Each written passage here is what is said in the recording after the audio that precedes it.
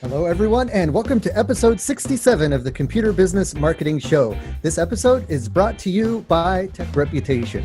Tech Reputation offers IT business owners a simple and effective way to manage, acquire, and market their positive reviews online. In addition, the online dashboard includes the ability to enter your company details once and have it published automatically to over 60 directory and review sites and keep it updated. For 10% off your setup and monthly subscription, visit techreputation.com/TSB. That'll also get you a 14-day free trial and a 30-day no risk money back guarantee. You can get that all at techreputation.com/TSB. The show is also brought to you by TechSite Builder. TechSite Builder is a hosted website builder that allows you to quickly and easily get a clean, professional, and effective website up and running for your IT business. Save time and frustration with TechSite Builder. Learn more at techsitebuilder.com.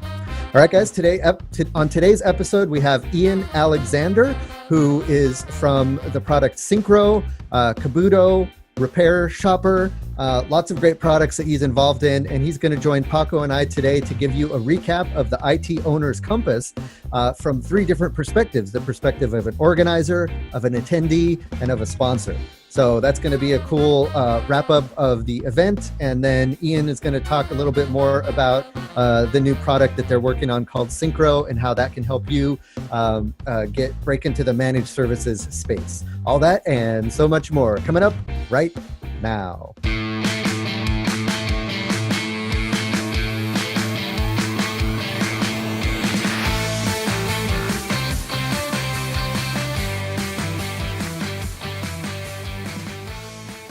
Hey everyone, welcome to the Computer Business Marketing Show. If you own or work in an IT services business, this is the place to learn how to get more clients, keep them happy, and grow your revenue. You can watch, download, and or subscribe to all show episodes at computerbusinessmarketing.com.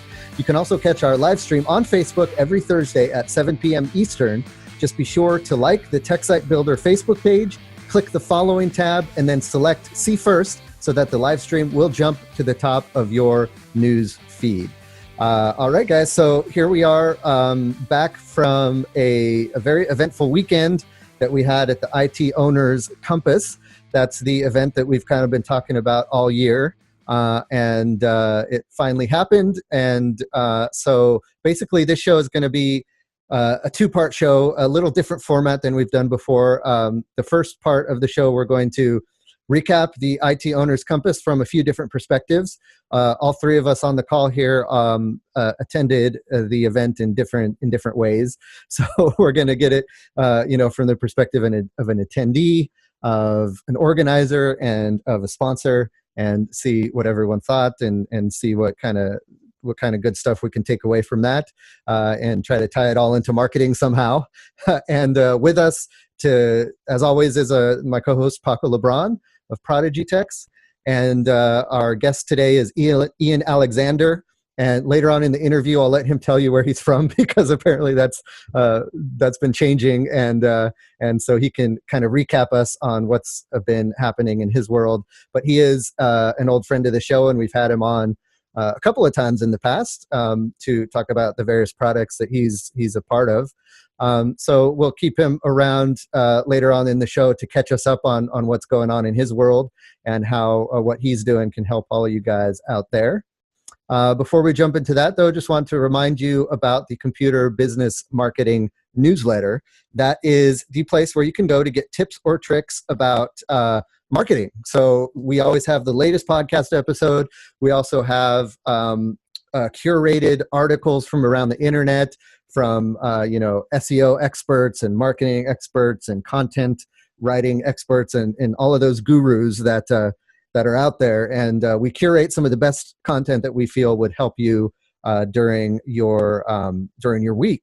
And so that comes out once a week, and it'll help you guys just kind of get a grasp of all the different marketing know-how that's going on out there. We also curate some of the best posts from the Facebook group, the Computer Business Marketing Facebook group. And then we end every newsletter with a tip of the week, a kind of motivation to keep you going throughout the week, and to maybe help you, implement some kind of new marketing tip or tactic. So that's what you get in the Computer Business Marketing newsletter. No fluff, just actionable stuff delivered to your inbox once a week. To sign up for that, just go to computerbusinessmarketing.com and fill in your information in the form at the top of the website there. All right, so I think what I'll do to get us kicked off is I'll get the ball rolling on kind of a recap of the IT Owners Compass. So this was an event that I was co-organizing with Lori Tishnai, who is a computer consultant in Chicago. So she was kind of heading up the on-the-ground logistics of getting this event set up. And her and I had been spending a good chunk of the year organizing this and putting it together. And so finally, it happened this weekend. So, like all kind of conferences and networking events that we talk about on the show, we always, we've said this before, but, you should go with an open mind. You should go ready to learn new stuff. You should go just kind of ready to absorb and listen. And so that's what I tried to do. Most of the time, honestly, I was running around, doing stuff, just keeping the wheels on the bus of the event, along with Lori, just making sure everything was running smoothly and making sure the speakers and the guests were comfortable and were able to figure out where they needed to be, when they needed to be. So I was busy doing that, but of course, like all of these events, my favorite part is always kind of just talking with people, in between sessions or in the evenings, when we have a alcoholic beverage in hand, and just seeing how people are see how people's businesses are doing. The turnout was really cool, and what I really liked about the attendees of this particular event were all the couples. There were a handful of husband and wife, or boyfriend and girlfriend, or fiance and fiance couples that are running the business together, and it's cool to see kind of family businesses. Oh, and we had a father-daughter as well. Bruce Corson has his daughter working for him. So we've got the Wises, Mike Wise and his wife and Laura. We had Nathan Drager and Aaron that are running their business together, and it was just cool to I just think that's cool to like involve the family, and the couples are always like, one is the techie and one is more kind of on the admin side or taking care of the back of the house stuff, and the other person's running and doing the calls and doing the service calls. And so it was cool to kind of meet last time at the Unconvention, I met one half of a lot of these power couples, and so at the IT Owners Compass, it was cool to meet the other half that keeps the wheels grinding in the business.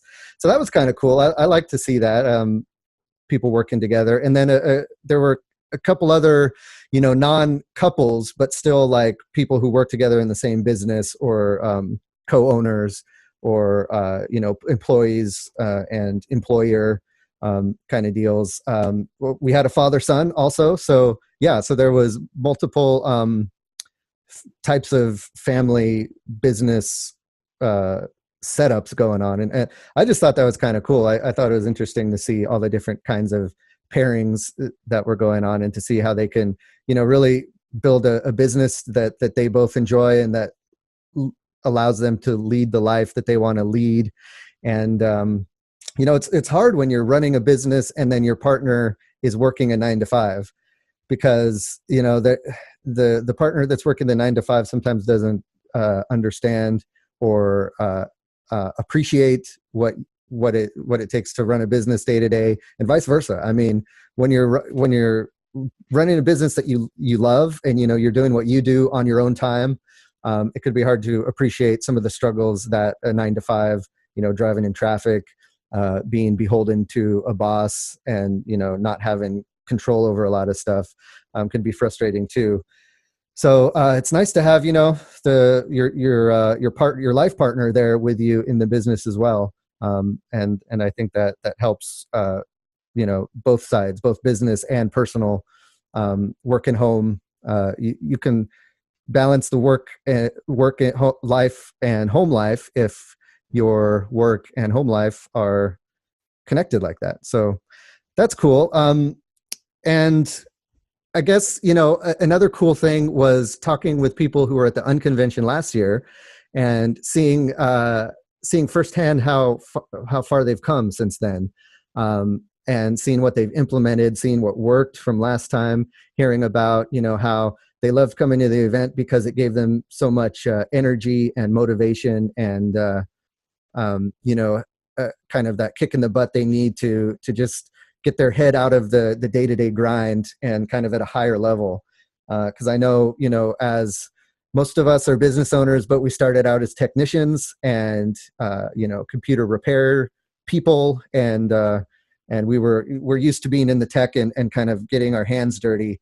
And we can get caught up in that. And it's hard to grow business when you're caught up in the day-to-day grind of fixing computers and talking to clients and stuff. So every now and then, even if you don't go to an event, it's just good to maybe take a long weekend or take a break for a week and take a step back and think about your business from a 10,000 foot level. And that's kind of what this event and last year's event helped folks do. So it's cool to hear their stories of what they implemented from last time and how much their business has grown. I know, for example, a specific example is Nathan Drager. And his fiance, I believe it's his fiance, Erin, who were there at this weekend's event. And they have been growing their business. They were actually one of the first customers on TechSite Builder. And it's been cool to see how their business has grown. He's started focusing, he hired someone and started focusing on data cabling and network cabling and that kind of thing, and built out a cool landing page on his TechSite Builder website, started getting people finding him for that type of service. And then to see, all of the cool projects he's been doing with, big companies around his local area for those kind of cabling jobs. Because, he took some of the advice he learned from last year's event and really, focused in on a particular niche of service, and really kind of dive deep into one niche. And if you do that, you can really become the expert and the go-to person in that field. And he took that to heart. And that's what I like about Nathan. He's the kind of guy who really listens to advice and then implements it, takes action on it, doesn't try to try to think outside the box with it. He just takes what works, implements it in his own business, and then you can watch his business really grow because of that. And there are quite a few examples of that. And that's kind of the big theme of this event and events in general, is the people you see going to business events like this, events that help you grow your business and give you business ideas and help you think outside of the box, entrepreneurship events. Those type of people are the type of people that you see make leaps and bounds in their business. Because it's one thing to read a book or read a blog post about it. It's another thing to get in a room full of people who are thinking the same way and listening to speakers or presenters that are engaging with you on a personal level, and then getting together in restaurants and bars and hotel rooms and stuff after the fact, and just having kind of a brain dump with each other and really coming up with a plan. And it seems like, of all the listeners of the show who I know and I interact with, it's the ones that take the time and make the investment to come to these types of events that I see the kind of the steepest trajectory in their business. So it's cool to see that firsthand, to be to a couple of these events throughout the years and see, the growth of folks through all these different events throughout the years, and to see how they're growing and to see how they're putting this stuff and implementing this stuff is been a real treat. So that's kind of my takeaway as an organizer. Paco, I'm interested to hear what you learned at the event and maybe some of your favorite takeaways from the weekend. Yeah. So I think, as you mentioned, with these type of events, so I was more of an attendee this year, no workshops, no presentations, no nothing. So I was able to experience it as everyone else. And normally with these type of events, meetups, things like that, you always come together to chat with other like-minded business owners, right? I think that everyone can say that, everyone comes to, at least the feedback that I got, everyone comes to see us, the podcasters. So being able to, talk to the listeners, hear their feedback, the appreciation of us on what we do, was really a great experience. I always love talking to those who just, I walk up to them to introduce them normally, and hearing that they've listened to you for years and they're appreciative of you even stepping up to them. I think that's a great opportunity to show that everyone has a voice and opinion. So for those that have marketing or just want to share their tips, there are avenues for you all to come on these shows to express yourselves. And that's why we got, a few people from the community involved, like Tom Wilmot, Joe Kay, and a lot of the new ones that over the weekend that we met as well. So, Cristobal Rivera and Rick Smith, so it was great seeing them again from last year's event from the Unconvention DC. So just getting together, talking to the guys back in person, like you said, having a cold one, really picking their brains on some of the tools and systems that we have, especially for those that have similar setups, being solopreneurs. So that was a great event. Mike McAllowitz being there. I hadn't read The Pumpkin Plan. I only read half or quite a few chapters of The Profit First. So I've been listening to a lot of his podcasts. So just having him in the room, just to have that energy, was pretty cool altogether.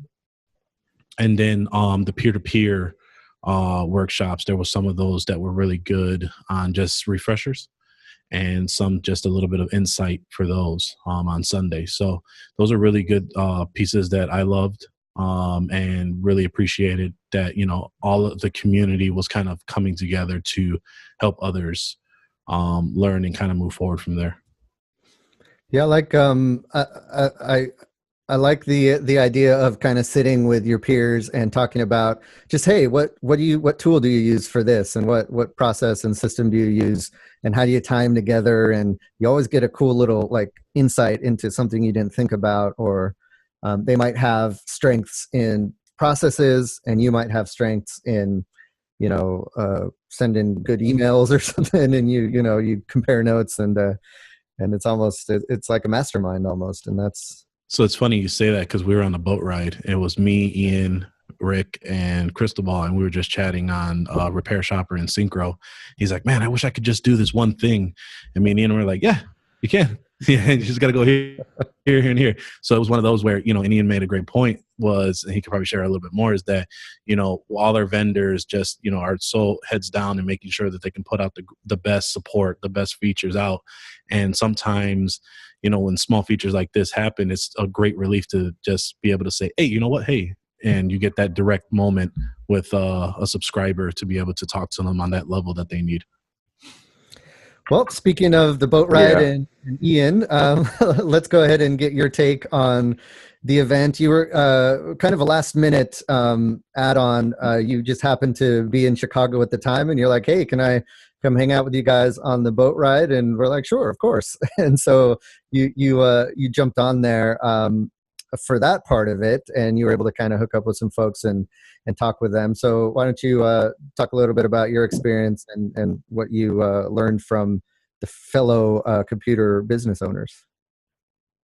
Yeah, it's always super fun going to events like that. I think in particular, like going to ChannelCon and going to this, it kind of blows my mind a little bit how small the community is.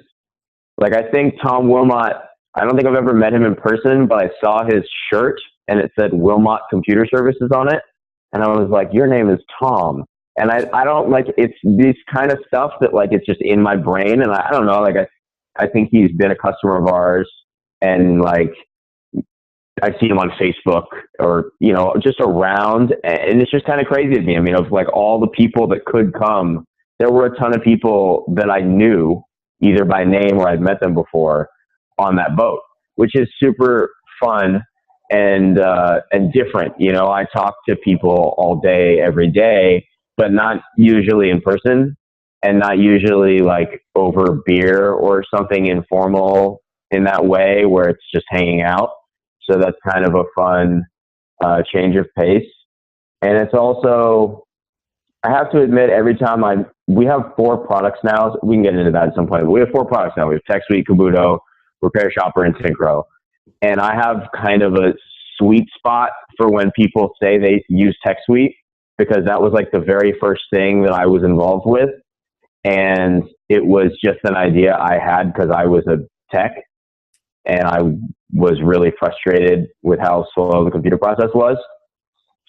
And that was like in 2011. So when I hear people like now say like, oh, I use Tech Suite, it like kind of just like, wow, it still surprises me that actually exists. So I don't know. It's been a while. I probably shouldn't feel like that, but I still do. So it's fun meeting people that I've talked to on the phone a million times. And I got some good feedback. You know, I talked to Paco for a while, like, what are the top 3 things that you would change? And I went on Slack and told some of our team members about it. And, you know, some of that stuff's probably going to get shipped. So it's a fun thing to do. Very cool. So and the fireworks are cool. Yeah, definitely. So coming at it from you know, a vendor perspective, and I think this can help our listeners as well. You know, because our listeners might go to an event where their customer hangs out, right? So they're going to be not talking to other IT business owners, but they're going to be talking to their customers or their potential customers. How, as a vendor, do you approach attending an event like this? Is it you know, to pick the brains of your customers? Is it to ask for feature requests? Is it to, you know, follow up on support tickets? I mean, how would you recommend approaching something like this? Yeah, totally. That's a really good question. I think it really depends what your goal is at that conference. So we've been to conferences where I was very confident we had like no customers there. So everybody's like a potential lead kind of person. And so you're kind of trying to talk to as many people as possible and figure out which ones are good leads. And then you try to talk to those people more. And, you know, you might not close that person, like get them to buy your software or, you know, become an MSP customer or whatever it might be at that conference. But, you know, you've developed a relationship and you can follow up. So that's like one mode, is going there to try to develop new leads and sell them something. I think there's another mode, which is a little more like what I was trying to do at ITO Compass, which is I went into that knowing that we'd have a lot of customers there. And I didn't really feel much of a need to go try to get a new customer. It's a little more like, let me just be a part of the community and like hang out with people and talk about stuff and hear about what they're doing every day. And yeah, if they have some feedback or they have a feature request or that kind of thing, I want to hear that because that's super helpful. That's what I do all day anyway. And doing it on a boat with fireworks and beer is like more fun. So it's like another version of that. So yeah, for me, and this is going to depend, you know, each event you go to, they're different. But for me, in that particular conference, I wasn't really there to sell anything. I was just there kind of to hang out and talk to people that I've talked to before, you know? Right. Yeah, and that makes sense, and that's super valuable. That's almost just as valuable as getting new leads, is solidifying that kind of that bond with existing leads, because sometimes they might have a nagging issue with the software or with the service that you know, they tried to figure it out, they couldn't, and so that might like have them looking in another direction for a different solution. But if they're able to talk to you and talk it through with you and say, hey, I wish you really did this, or I wish your service had that. And then you're like, oh, okay, well, now that I hear you, you know, articulate it like that, I think that's something we can help you out with. That might, you know, retain them. And then of course they'll be your cheerleaders and refer people to you moving forward. Right. I mean, I will say one thing that's kind of a common thread for me when I go to these things is I'm always trying to identify new problems people have. So whether they're an existing customer or a potential customer or not a customer at all, like I'm trying to understand what they're doing every day and what problems they're having, because I think like there's a amount of like creative process that you can have when you're in person with that many people, and you can talk to all kinds of people and notice the trends. You know, as an example, we were at a Robin Robbins conference in Nashville a couple months ago, and people kept coming up to us and talking to us. and we noticed like in the first 4 hours, 5 people asked for an Infusionsoft integration. So we built an Infusionsoft integration. And if we hadn't gone to that conference and we hadn't been asking people for feedback, we never would have noticed that trend. And I think that kind of thing is really invaluable. Like a whole new company can spin out of that. Like you can get an idea that's like a really little nugget, and then it turns into like, a whole new thing. So. Absolutely. And I think that, that's a good takeaway for folks listening as well. First of all, to get out and go to conferences where your target customer will be hanging out, and then, talk about, and when you strike up a conversation with them, ask them what their pain points are, what they, what they're frustrated about. And I forget, was it Michael Michalowicz that said, when you're talking with your customers, a good question to ask is not what could I do better, but what is a frustration that you have with IT in general, or computer techs in general. What frustrates you about computers in general, IT in general. That way, you're framing it as not what am I doing wrong, because then they'll tell you they'll naturally tell you, oh, everything's going great. Instead, you say what frustrates you about IT or about IT consultants in general. And then that way they can kind of, put it off on someone else and say, well, I hate the way they're always talking in technical jargon, or, I hate the way they recommend things that are too expensive for me, or, stuff like that. And so that's kind of what you were doing, right? Just going, hanging out, finding out what's frustrating people, and then taking that back and making your stuff better as a result. Right. Excellent. So let's go ahead and catch people up with what's been happening in your world now. Selfishly, I'm kind of asking this because I'm out of the computer repair game and the IT business. I don't own an IT business anymore, so I don't keep up a lot with all of the changes that are happening with the products. So last time we had you on the show, you were running a company called Repair Tech, and your latest product was called Kabuto, and that was a cool product, and we were talking about what that does. And I know a lot has changed since then. It's been a year or two. So why don't, from that point, you catch folks up on what's been happening? Yeah. So the easiest way to explain it is we launched Repair Tech in October of 2012. That's when we actually launched it. And at that point, we only had Tech Suite. And then I think in August of 2015, we released Kabuto, which incidentally was like a random feature request from a customer, and they wanted it in Tech Suite. And I was like, that sounds like a whole new product. And that happened to be on a phone call, not in a conference, but the same kind of thing could happen. So we had that entire time been partnered and had an integration with Repair Shopper. And we really liked working with those folks over there. And that relationship was really good.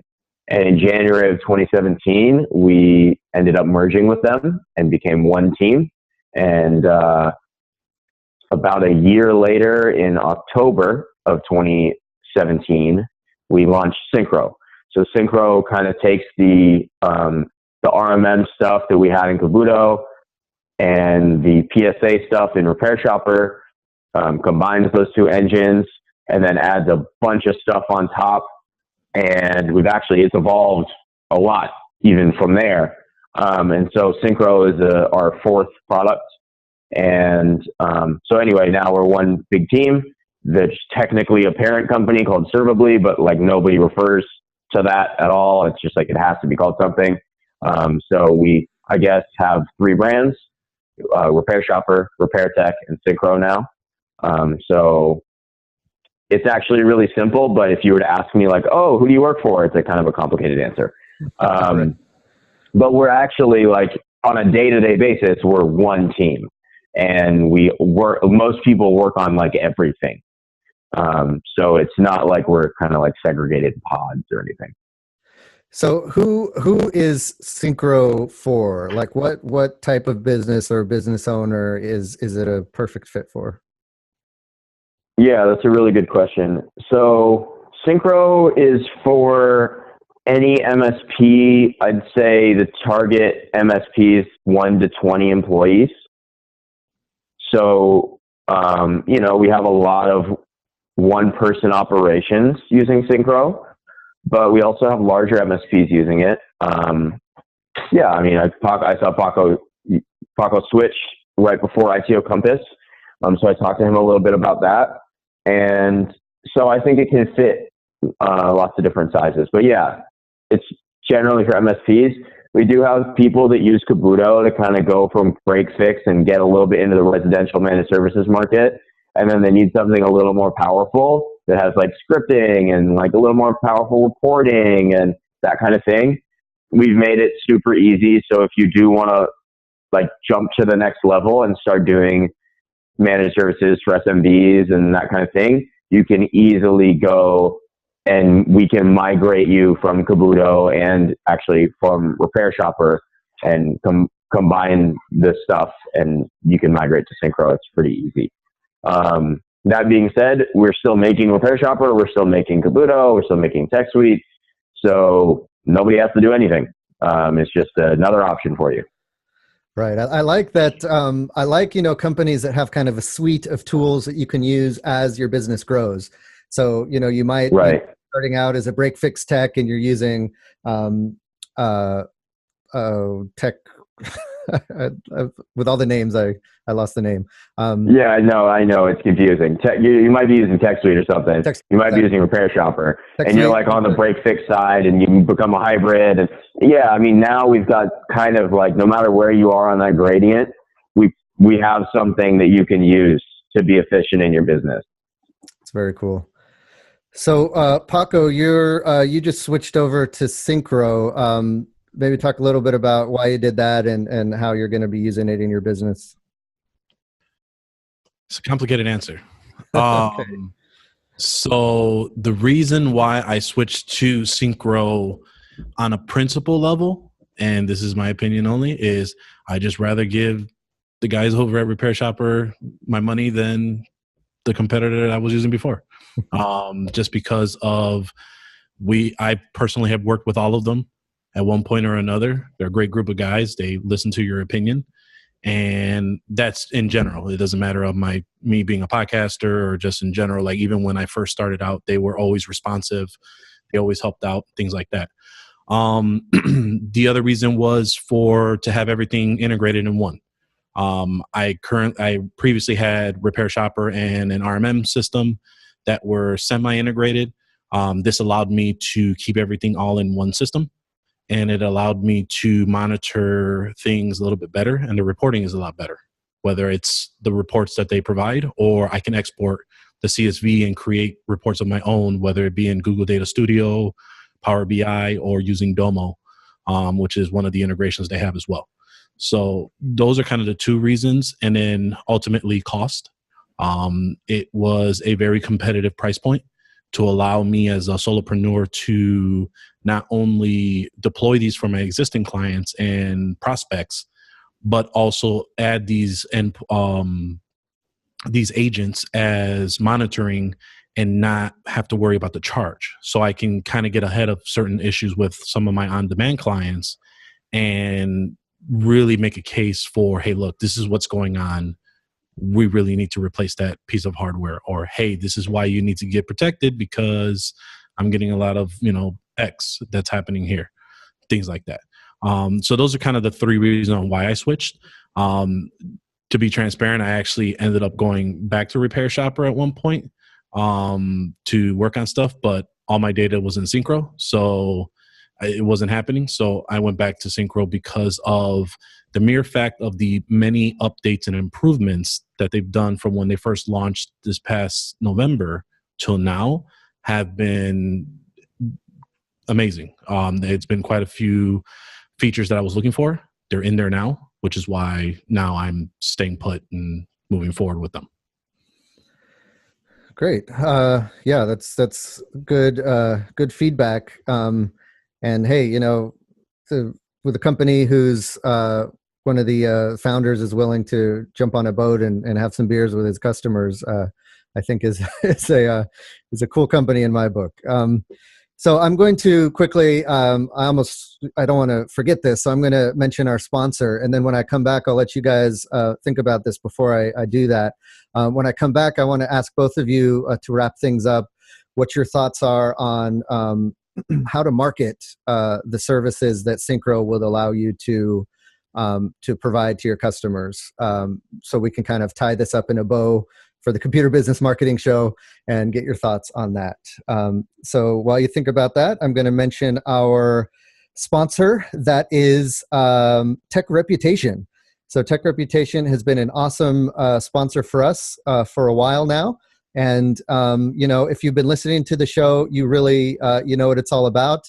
But let me remind you, since I think it's really important. I think as far as marketing your computer business, your IT business, there are a few key factors, key steps in the process. The first step is getting the word out there to new customers. The second step is making your customers that are onboarded to your business as happy as possible, giving them an awesome experience, and making that cohesive with your entire brand, and that's part of marketing as well. And then the final step is, once the service is complete, then you have that customer continue to work for you in the form of reviews, testimonials, referrals, and then of course coming back to you time after time again. And marketing can help with all of this, and Tech Reputation can really help with all of this as well. So the first part in that is getting people to learn about you. Tech Reputation can do that through its citation manager. What that means is it's going to look at your citations throughout the internet. And a citation is basically your business name and your address and your phone number, wherever it's listed on the internet. You'd be surprised the different places that your business information is listed on the internet. Different business directories, local business directories. There's a lot of kind of search engines or wannabe search engines or search directories that crawl the other search directories and just pull information and put them on there. So you can end up having your information in lots of different places, not to mention social media sites, not to mention review sites, not to mention maybe some of your vendor sites. So you want to make sure that all of that information is correct, because that's going to help your overall SEO for your website. If Google sees your business name is a little bit different in different places, or your address is different in different places, it's going to not see you as a reputable authority. And it's going to affect your rankings. So a citation review, a citation audit can help you look at all of your citations and then allow you to fix them and update them so that they're all going to be accurate and looking the same. Also, another thing that Tech Reputation does is it allows you to display your reviews on your website. So once someone does find your website and they're doing their research, or they're looking to see if you're the right fit for them, they can right away see a list of reviews that are coming in from all the different review sites. So it's not just, a testimonials page is great, but sometimes people think, well, maybe they're making up those testimonials, or they're just going to their favorite clients and putting those testimonials up. Whereas if it's just a feed of your reviews, there's no hiding. It's the feed from Facebook, the feed from Google, the feed from Yelp, and it's all aggregated in a list of reviews. And that way you don't have to worry about keeping it updated. You can have all of your reviews there. So then we get to the part of the process where you're done with service and you want the customer to, have a great experience and then share the great experience they had. And that's really where Tech Reputation shines. They sit between you and the customer and send out an email after the service. There is a Repair Shopper integration, by the way, so tying that all into everything we're talking about today. And basically, once the service is done, it fires off an email saying, hey, what did you think about the service? And then if they had a great experience, then it sends them off to leave a review somewhere. If they had a not so good experience, it sends them back to you so you can help make it a good experience. And then they don't end up leaving a nasty review before you've had a chance to make it right. So that's kind of what Tech Reputation, that's the core of what Tech Reputation does. And then you can take that review and use it on your website and and you can use Tech Reputation's dashboard to see a 10,000-foot view of all of the reviews that you've received from all over the internet. And so that's kind of the 1, 2, 3 punch that Tech Reputation gives you. You can try Tech Reputation now for 10% off, not only your setup fee, but also your monthly fee. You can get 10% off all of that by visiting techreputation.com/TSB. And on that page, it'll tell you how to take advantage of that 10% discount. That's on top of a 14-day free trial and a 30-day money-back guarantee. So there's really no risk to try out Tech Reputation and see how they can help you improve all of the different aspects of your computer business reputation online. All righty. And that, again, that's techreputation.com/TSB. All right, guys. So to wrap up the show, I just wanted to get your thoughts on, say someone is, doing break fix or dabbling in a little bit of MSP type stuff, and they're getting ready to ramp it up. They want to start, taking on small business clients. They want to grab Syncro to help them do that. What are some of your thoughts around kind of getting the word out and marketing those types of services? Okay. I will say this has nothing to do with Syncro. It doesn't matter what tool you use. Like, this is going to apply. The way that I have thought about this in the past and currently is the first thing I do is I do an analysis on my existing customers. Or it could be on the customers that you want to get, but I'm assuming the ones you have are the ones you want to get. So first I want to figure out how much money I'm going to get from a new customer. So what is their lifetime value? So if I have a managed service client and they pay me $100 a month, then in a year they're going to pay me $1,200. So maybe I use that amount, $1,200, right? Annual contract value. And then my goal is to figure out how much I'm willing to pay to obtain that $1,200.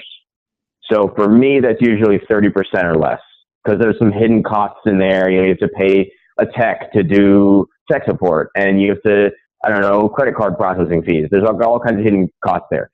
So for me, it's like I'm willing to pay probably up to 30%. So if $1,200 is my annual contract value, I'm probably willing to pay like $400 to get $1,200.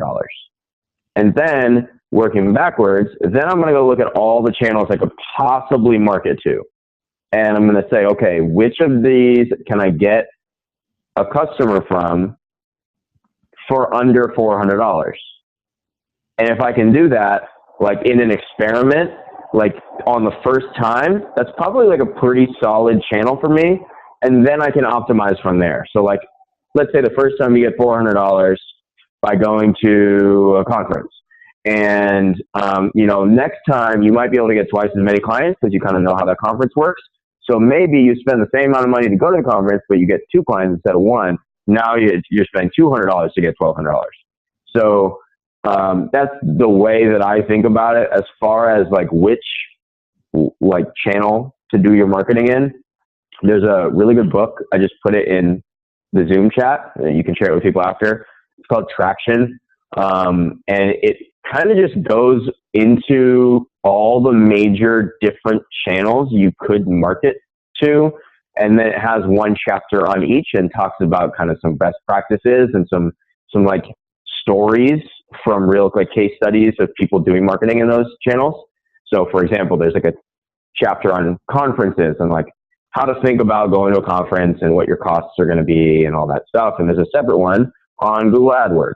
So you can kind of go through that book. Even if you don't read the book, like just literally looking at the table of contents and being like, okay, here's all my options. And then picking a couple and doing some experiments. The last thing I would say is that you have to be willing to spend money and lose it to do these experiments. Like, you're never going to find out if X channel works if you don't spend some money. So my general rule of thumb on that is like we talked about the 30%.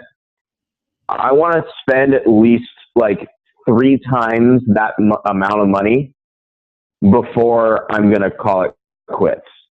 So if I'm willing to spend $200 to get a customer, I want to spend at least $600. And if I still haven't gotten a customer, then it's probably not a fluke. Like that channel's probably not going to work. Anyway, those are my thoughts.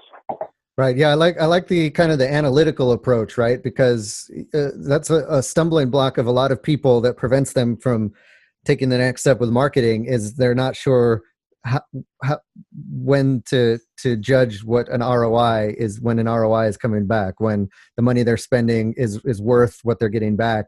And to do that kind of thought process beforehand of what's, the value of my customer, on average, how long does a customer stay with me? And if I charge this much a month and extrapolate that out to a year or so, and then work backwards from there, 30%, spend that money, and really, invest in a single channel instead of throwing the money everywhere, and then really spending the time to optimize and figure it out is a great approach. Paco, what are your thoughts? So as far as marketing the services, I think we've all kind of chatted a little bit about this as well. And I think if I remember correctly, RepairTech released a PDF about a year ago or two about how to market to the residential managed services, right, Ian? Yeah, there's a bunch of, if you go on repairtechsolutions.com, there's actually a bunch of like pamphlets and stuff. Yeah. There's one of them that's a Word doc and you can just edit it and put your own branding in and stuff like that. It's like a sales pamphlet you can pass out. Yeah, so a lot of that's already been pre-built for you, and you can kind of still use the same similar parts of that. I will make my suggestions on the operations side. I think the way that you market the services is similar to what has been mentioned. You have your 3 tiers. I think having your 3 good, better, best offers will always sell better than just having 2. Everyone will always go with the middle option. Some will always go for the Cadillacs of those options, and you want to make sure you work out those offerings to your favor, and also making a little bit of money that's going to make it easier for you. And specifically with Syncro, you want to take advantage of all the integrations that you have available to you, which is why I switched. So, I have things going from Drift, my live chat, emailing out to the email that's goes into Syncro. Syncro then creates a web chat link for me in Slack, because that's where I live, communicating with my contractors and all my people from there, communicating out back into the system, and being able to even utilize some deployment features as well. So being able to, like I said before, putting some of those agents in just monitor mode and not doing anything will help upsell some of those services that you have. And upselling to an existing customer will always be easier than trying to get a cold lead and making money that way. When I first started getting real serious, I started focusing on my existing customers to kind of bring in some good cash flow that way. And how I have it set up right now with my Syncro setup is my on-demand customers pay an hourly rate, and then they qualify for our protection plan is what we're labeling it. And for $9.99 a month, they'll get monitoring, patching, and web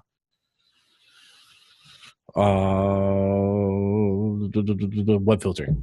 So, and then the next tier, which is our retainer block, which is a little bit of a discounted hourly rate. So instead of $175 an hour that we charge here, we do $150 an hour, pre-purchase 10 hours. Pre-purchase 10 hours, as long as you continue to become a retainer client, you can get the protection plan at half price, which is $5 an endpoint. And I'm still not losing money doing it through Syncro because of the costs that I have kind of worked in on that route. And then if I do the managed services, which I charge on a unit basis. So if it's less than 10, it's $79 per machine, per person, all in, including 100 gigabytes of backup. If it goes over 11 to 20, goes down to 69, 21 to and over comes to 49 per machine. And that's kind of how we've been doing it so far, just to get that going. And we do it month to month just to give them a little bit more ease of mind. And that's kind of how we've marketed that. And more times than not, people usually buy the retainer block. So it's an influx of cash flow coming in that way. Plus you get the monthly accrual from the protection plan. And you're still making money on top of what you have there, at least for what I have set up in my Syncro setup.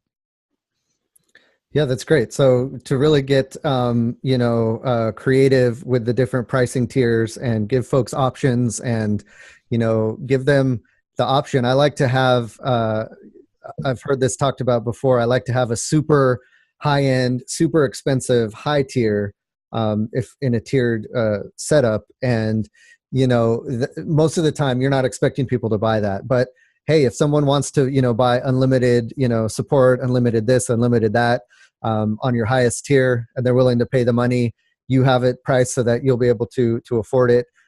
Make it an option. Make it an option for people to be able to pay you lots of money if they want to. And then of course you have the more affordable options, and they look even more affordable next to that higher tier option. And talking about some of the other pricing strategies that you mentioned is a good way to wrap this up. So awesome. Thanks, Ian, for hanging with us, not only this weekend on the boat, but also on the podcast today. Where can people find out more about Syncro? SyncroMSP.com, or if they want to find out about Repair Shopper, it's RepairShopper.com or RepairTechSolutions.com. It's the same people, so you can send an email to any of them. And we'll have links to all of those in the show notes as well. So Ian, we'll catch up with you later. Have a good road trip wherever you might be headed next. All right. Thank you, guys. I appreciate it. Thanks for having me. All right, guys. So that's going to do it for this episode of the Computer Business Marketing Show. Let's keep the conversation going. Head on over to computerbusinessmarketing.com. Leave a comment in the show notes if you like what you heard, if you have any feedback for us. We'd love to hear from you in the show notes page as well.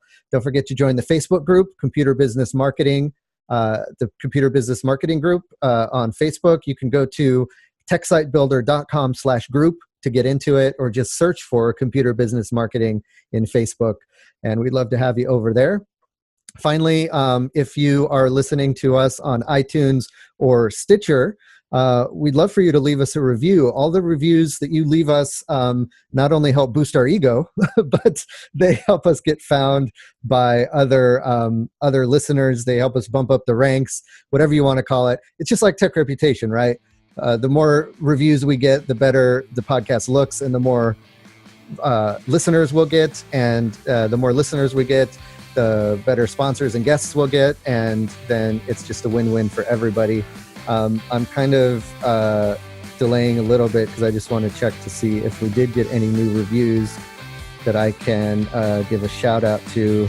And it looks like we haven't. So come on, guys, leave us a review on iTunes or Stitcher or your favorite podcatching app, and let us know what you think of the show. And finally, a quick shout out again to our sponsor, techreputation.com, and mentioned very briefly, but you guys all know the other sponsor is techsitebuilder.com. Thanks again for checking out this episode of the Computer Business Marketing Show. My name is Matthew Rodella. And this is Paco LeBron. Saying here's to your success.